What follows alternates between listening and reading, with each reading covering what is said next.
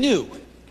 And I used to think this was a bad thing. I thought, oh, Jesus, when are they ever going to believe that we're going to be able to turn this thing around? But actually now I think it's great. Because what it means is we've now convinced them that we've taken care of last month's question. And they're on to the next one.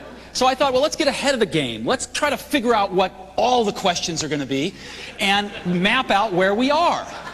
So that's what the Apple hierarchy of skepticism is, and it borrows from Dr. Maslow. So the first level, what we encountered a year ago, was survival. And a lot of people thought Apple was in some sort of death spiral, which I think there was some truth to. What did we do? We did many, many things, but the three things that stood out in people's minds was we brought in a new management team to run the company, a new board of directors that's got some phenomenally experienced people on it, and we did a deal with Microsoft. The largest software company in the world wanted to help Apple was a fact that didn't escape very many people. And it added a lot of credibility to what we were doing. And the combination of these three things and a lot of other medium-sized things, I think, convinced people fairly rapidly that survival, at least in the short term, was not an issue. And it gave us some time to demonstrate that we could accomplish some other things. So immediately, once we did these things, then everybody moved up a level. And, you know, I can't see when you do that. Thanks. So maybe later, could we do some more? That really helped me. Thanks. So they moved up a level. So if it wasn't about survival, it was, well, but there's no stable business in the Mac market. That was the next level of the hierarchy. So we had to start demonstrating that we had a stable business and that one could be made from the Macintosh market because it's a great market. So what did we do? Well, the most important thing was profits. In the end, that's what a lot of people look at. And so the first full quarter of the new management team, Apple delivered profits of $47 million, right, for the quarter ending the end of December. And in the next fiscal quarter, the second fiscal quarter, ending the end of March, Apple delivered a quarter with $55 million worth of profits. This went a long way to convincing a lot of the skeptics. And we will be announcing the results of our third fiscal quarter, the one that just ended at the end of June, a week from today. And I'm very pleased to tell you that it will be our third consecutively profitable quarter.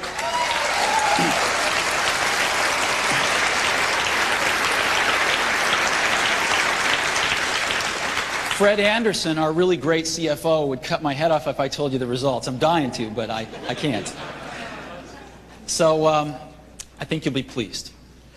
In addition to that, we're seeing the resources of Apple rise in terms of cash, in terms of people. Our retention has gone way up. We're losing hardly any people from the company now, and we're hiring incredibly good people into the company.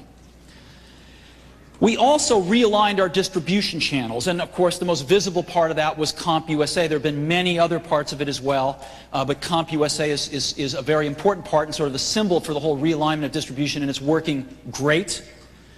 And we began an advertising campaign for brand around Think Different and for some very specific product advertising. So for the first time in a long time, people saw Apple on television and in outdoor and in print.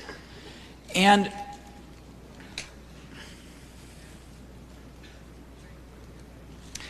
we also invested in an online store. And we went from nothing online to, I think, the gold standard of e-commerce now in terms of ease of use and clarity. And we've won every award in the book. We are one of the largest e-commerce sites now on the internet. And if you take all of Apple's websites together, this is a pretty good indication about the interest level in the company. It went from 1 million hits per day a year ago to 10 million hits per day today. And that's terrific. So the aggregate of all of these things was that the market value of Apple's risen from about $1.8 billion a year ago to about $4 billion yesterday. I don't know what it is today. And what this means is that people are seeing a stable business, which is good, and that a business that is under control, which is also good. So what do they do then? Well, they don't send us a card or anything. They just go on to the next one. So what's the next one? Well, if you've survived and you've got a stable business, well, what's your product strategy? You know, you're a product-driven company. You better have a doggone good product strategy. And we did not talk about that much for many months. And the reason we didn't talk about it for many months was because we wanted to keep ourselves and the outside world focused on what we were doing at each moment in time, our results, not some vision out in the future. So we didn't talk about it, but we were working our tails off on it.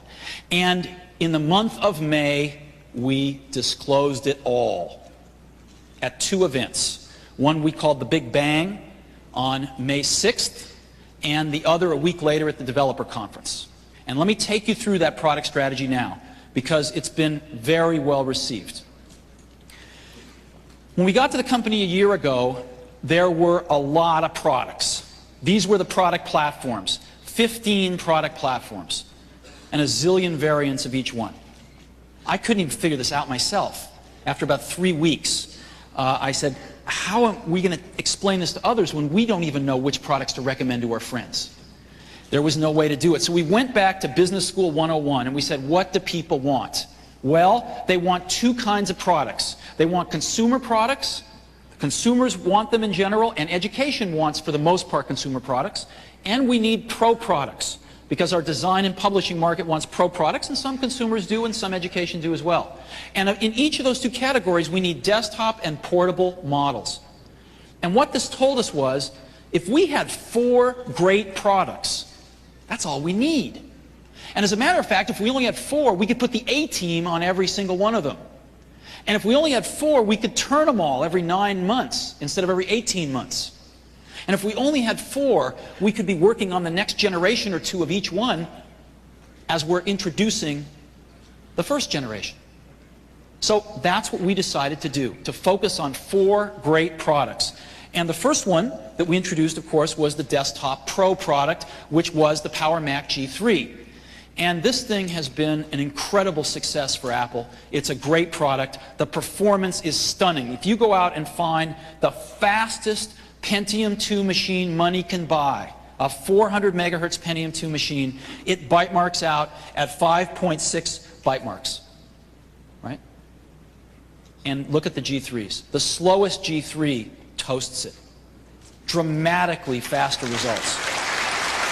And Intel, of course, not believing this, Intel went to Byte Magazine and said, my God, your tests must be wrong. You must have some bits flipped the wrong way. They spent tons of energy, and Byte Magazine, after doing everything with Intel that they could think of, reran the tests, and they were exactly the same, and they published the same results, and they said, we're standing by our results. These are real results. So,